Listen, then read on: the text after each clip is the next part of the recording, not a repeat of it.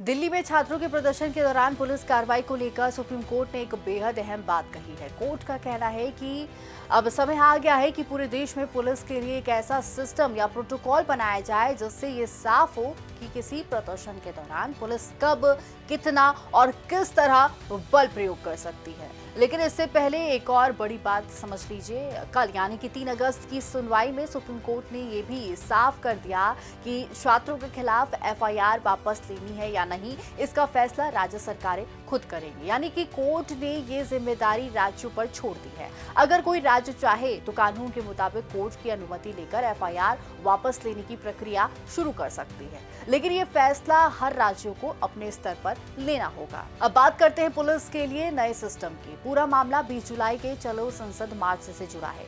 NEET और दूसरी परीक्षाओं में कथित पेपर लीक और अनियमितताओं के खिलाफ बड़ी संख्या में छात्र सड़कों पर उतरे थे। इसके बाद दिल्ली समेत कई राज्यों में प्रदर्शन हुए। आरोप लगे कि पुलिस ने कई जगह जरूरत से ज्यादा बल प्रयोग किया, कहीं लाठीचार्ज हुआ, कहीं आंसू गैस चली और कहीं पैलेट गन और दूसरे एंटी रॉयट हथियार इस्तेमाल करने के भी आरोप लगे हैं। दूसरी तरफ पुलिस का कहना है कि प्रदर्शन हिंसक हो गया था। यही वजह है कि मामला सुप्रीम कोर्ट तक पहुंचा। कोर्ट ने साफ कहा कि शांतिपूर्ण प्रदर्शन करना संविधान के तहत नागरिकों का अधिकार है। सिर्फ इसलिए कि लोग प्रदर्शन कर रहे हैं, पुलिस को असीमित बल प्रयोग करने की छूट नहीं मिल जाती। इसलिए कोर्ट ने कहा कि अब एक ऐसा यूनिफॉर्म प्रोटोकॉल बनाने पर विचार किया जाए जो पूरे देश में लागू हो सके। आसान भाषा में कहें तो पुलिस के लिए एक कॉमन रूल बुक तैयार करने की बात हो रही है। इसमें यह तय किया जा सकता है कि लाठीचार्ज कब होगा, आंसू गैस कब इस्तेमाल होगी, पैलेट गन जैसे हथियार किन हालात में इस्तेमाल किए जा सकते हैं और किन परिस्थितियों में बिल्कुल भी इस्तेमाल नहीं किए जा सकते। कोर्ट ने यह भी कहा है कि अगर किसी पुलिस अधिकारी ने जरूरत से ज्यादा बल प्रयोग किया है तो उसे सिर्फ वर्दी की वजह से सुरक्षा नहीं मिलनी चाहिए।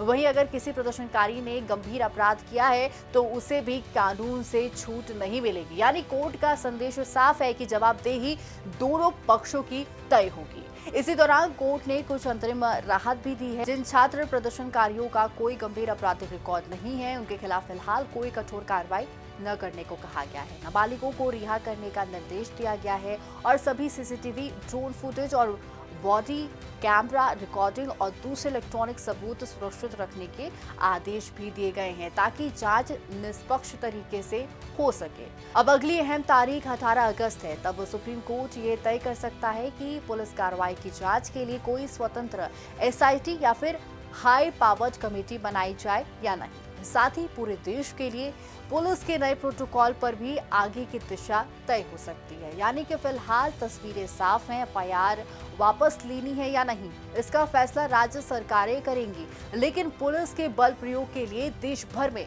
एक नया और स्पष्ट सिस्टम बनाने की दिशा में सुप्रीम कोर्ट ने बड़ा कदम बढ़ा दिया है। तो वहीं ऐसे तमाम बड़े अपडेट्स के लिए प्राइम न्यूज के डिजिटल प्लेटफॉर्म को जरूर फॉलो करें। नमस्कार।